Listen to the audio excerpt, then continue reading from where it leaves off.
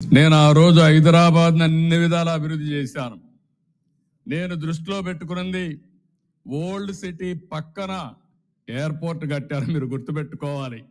నేను దూరదృష్టితో కట్టాను అది కూడా. అదే మరి ఒక ఔటర్ రింగ్ రోడ్ వేస్తే ఈరోజు మీరు చూస్తే హైదరాబాద్లో ఉండే ముస్లింస్ అంతా బ్రహ్మాండంగా కోటీశ్వరులు లక్షాధికారులు అయ్యారంటే అది ఆ రోజు నేను చేసిన పని అని చెప్పి నేను మీకు తెలియజేస్తున్నా. నేను ఎప్పుడూ ఒకటి చెప్పేవాడిని, హైదరాబాద్కి ఎవరు వచ్చినా నేరుగా పోయి ఓల్డ్ సిటీలో షాపింగ్ చేసే విధంగా పెరల్స్ని ప్రమోట్ చేసింది కూడా తెలుగుదేశం పార్టీ. హైదరాబాద్ బిర్యానీని కూడా ప్రమోట్ చేశాం.